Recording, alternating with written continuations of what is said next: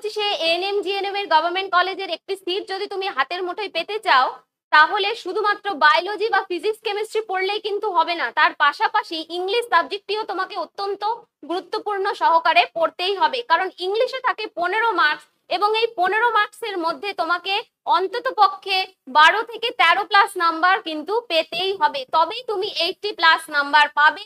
এবং কিভাবে তুমি এই 80 প্লাস নাম্বার পাবে, ইংলিশের কোন অধ্যায়গুলো তোমাকে পড়তে হবে, তাই নিয়ে আজকের এই ভিডিওটি আমি নিয়ে এসেছি।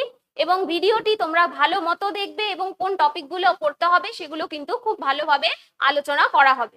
মূলত বায়োলজি ফিজিক্স কেমিস্ট্রি যে ভাস্ট সিলেবাস রয়েছে, সেই এতগুলো অধ্যায় পড়ার পর ইংলিশ পড়ার মতন কোনো এনার্জি যে তোমার মধ্যে থাকে না, তা আমি ফিল করতে পারি। তাই জন্য ইংলিশে যে 10টি গুরুত্বপূর্ণ অধ্যায় রয়েছে, যেগুলো থেকে প্রতি বছর তোমাদের একটা অথবা দুটো করে প্রশ্ন আসে, সেই অধ্যায়গুলো তোমরা একবার দেখে নাও। কি কি রয়েছে সেই অধ্যায়গুলো দেখো। ফার্স্ট রয়েছে আমাদের tense, article, preposition, voice narration, synonym, antonym, phrasal verb, idioms, one word substitution, spelling test এবং এরর কারেকশন। কেন এই অধ্যায়গুলো কেন এত গুরুত্বপূর্ণ, সেগুলো আমি তোমাদের সামনে ব্যাখ্যা করে বুঝিয়ে দিচ্ছি।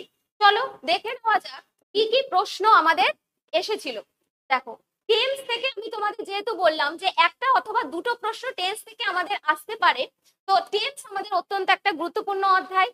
প্রতি বছর একটা অথবা দুটো প্রশ্ন আমাদের আসে। কিরকম প্রশ্ন আসতে পারে, ফিল ইন দা ব্ল্যাঙ্কস হিসেবে কিন্তু প্রশ্ন আসতে পারে। আর এই যে প্রশ্নগুলো তোমরা দেখতে পাচ্ছ, এগুলো কিন্তু আমার তৈরি প্রশ্ন নয়, এগুলো কিন্তু যে এনএম টিএনএম প্রিভিয়াস ইয়ারের কোশ্চেনে ছিল, সেখান থেকেই কিন্তু এগুলো আনা হয়েছে।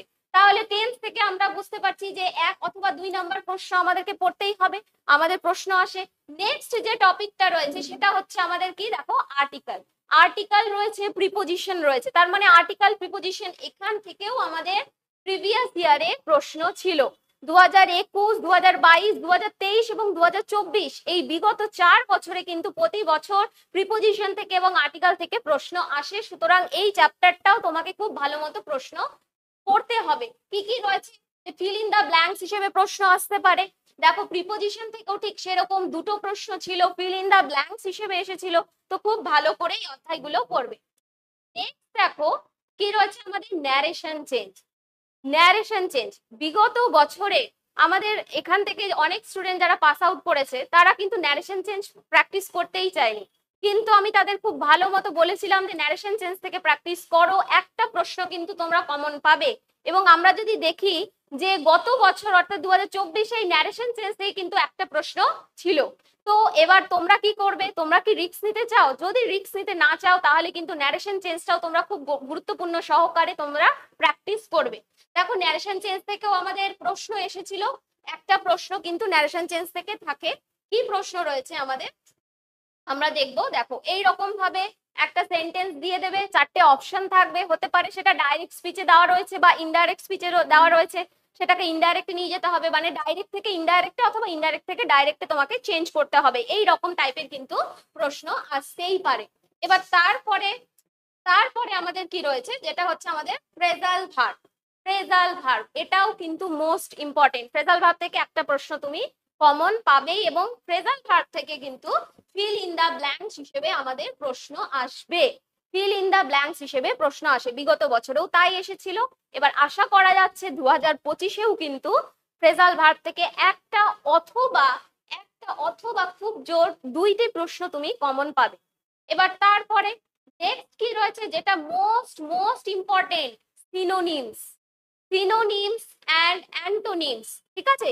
তো সিনোনিমস থেকে এবং অ্যান্টোনিমস মিলিয়ে আমাদের প্রশ্ন থাকে কিন্তু টোটাল 4 মার্কস, ঠিক আছে? সিনোনিম অ্যান্টোনিম এটা একাই কিন্তু 4 মার্কস কভার করে ফেলছে। তো বুঝতেই পারছো এটা কতটা গুরুত্বপূর্ণ, কতটা ইম্পর্টেন্ট তোমার জন্য। তো এই বছরেও সিনোনিম অ্যান্টোনিমস প্রতি বছর প্রশ্ন এসেছে, এই বছরেও আসবে। 4 নাম্বার কিন্তু সিনোনিম অ্যান্টোনিম থেকে তুমি ধরে রাখো। তো খুব ভালো করে সিনোনিম অ্যান্টোনিম তোমাকে কভার করতেই হবে। সিনোনিম থেকে যেমন আমরা দেখেছি প্রিভিয়াস ইয়ারে কোশ্চেন ছিল, দেখো সিনোনিমস থেকে দেখলাম। তারপরে দেখো আমাদের রয়েছে অ্যান্টোনিমস। দেখো, অ্যান্টোনিমস থেকেও আমাদের প্রশ্ন রয়েছে, যেমনটা বলেছি তোমাদের 4 মার্কস কিন্তু থাকবে, 1 অথবা 4 মার্কস কিন্তু তোমাদের থাকবে।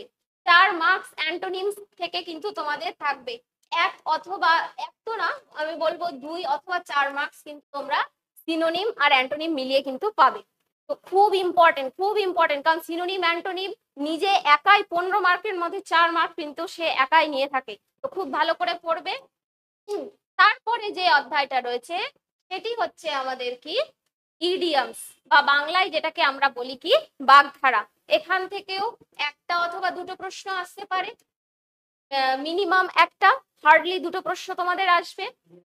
প্রিভিয়াস ইয়ারের কোশ্চেনে দেখো কি এসেছিল আমরা যদি খেয়াল করি, বলছে choose the correct alternative to complete the sentence meaningfully, মানে ফিল ইন দ্য ব্ল্যাঙ্কস হিসেবে এসেছিল।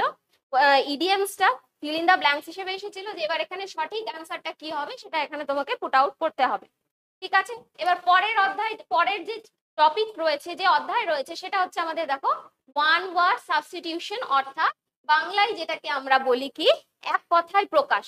তো এই এক কথায় প্রকাশ এটাও কিন্তু খুব গুরুত্বপূর্ণ। আমরা যদি দেখি 2021-এ, 2022, 23 এবং 2024 প্রতি বছরই কিন্তু ওয়ান ওয়ার্ড থেকে একটা করে প্রশ্ন আমাদের আসেই। তো 2025-এও খুব সম্ভাবনা রয়েছে ওয়ান ওয়ার্ড থেকে একটা প্রশ্ন আসবে। তো খুব ভালো করে ওয়ান ওয়ার্ড গুলো তোমাদেরকে পড়তে হবে। এবার নেক্সট দেখো দুটো আমাদের প্রশ্ন থাকে, যেমন দেখো ওয়ান ওয়ার্ড থেকে রয়েছে দুটো প্রশ্ন, a person who can not see is called, এটা একটা প্রশ্ন ছিল।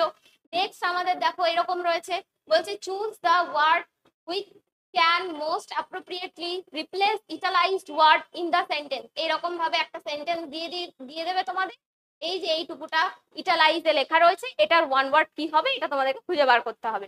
ঠিক আছে, এইরকম টাইপের প্রশ্ন আসবে। তারপরে দেখো নেক্সট আমাদের যে টপিক রয়েছে সেটা হচ্ছে কারেক্ট স্পেলিং। ঠিক আছে, কারেক্ট স্পেলিং এটাও অত্যন্ত গুরুত্বপূর্ণ, এখানেও কিন্তু 2 মার্কস তুমি পাবেই। কারেক্ট স্পেলিং থেকে 2 মার্কস কিন্তু থাকবে। দুটো হতে পারে, যে একটা সঠিক বানান কি রয়েছে সেটা খুঁজে বার করো, অথবা একটা ভুল বানান কি রয়েছে সেটা খুঁজে বার করো। এই রকম ভাবে কিন্তু প্রশ্ন আসতে পারে। দেখো আমরা দেখতেই পাচ্ছি যে কারেক্টলি স্পেলড ওয়ার্ড যেটা রয়েছে, বলছে select the correctly spelled word, অর্থাৎ সঠিক বানান কি রয়েছে সেটা খুঁজে বার করো, অথবা আমাদের রং স্পেলিং কি রয়েছে সেটাও আমাদের দিতে পারে। তো স্পেলিং যেটা রয়েছে দেখো এখানে যেমন রয়েছে রংলি স্পেলড ওয়ার্ড, মানে বলছে যে যেটা ভুল বানান রয়েছে সেটা খুঁজে বার করো। তার মানে সঠিক বানান ভুল বানান যে কোনোই আসতে পারে, তার জন্য স্পেলিং হচ্ছে অত্যন্ত গুরুত্বপূর্ণ অধ্যায়। 2 মার্কস কিন্তু তোমরা এখান থেকে পাবে। তো এটাও খুব ভালো মতো পড়বে। এবং লাস্ট যে 10 নম্বর আমাদের অধ্যায়টি রয়েছে সেটা হচ্ছে কি যে কমন এরার্স, বা আমরা বলতে পারি এটাকে এরার কারেকশন। ঠিক আছে, এখানে দেখো দুটো প্রশ্ন আমাদের ছিল, খুব জোর 2 নাম্বারই আমাদের থাকতে পারে, 1 অথবা 2 নাম্বার তোমরা পাবে। কিরকম টাইপের প্রশ্ন আসে সেটাও তোমরা একবার দেখে নাও, প্রিভিয়াস ইয়ারে ছিল। কি বলছে, find out which part of the sentence has an error. আবার পরেরটাও দিয়েছে দেখো, find out which part of the sentence has an error. তার মানে একটা সেন্টেন্স দিয়ে দিয়েছে, সেখানে 4টে পার্ট রয়েছে, এবং এই পার্টগুলোর মধ্যে কোনটাতে এরার রয়েছে সেটা তোমাকে খুঁজে বার করতে হবে।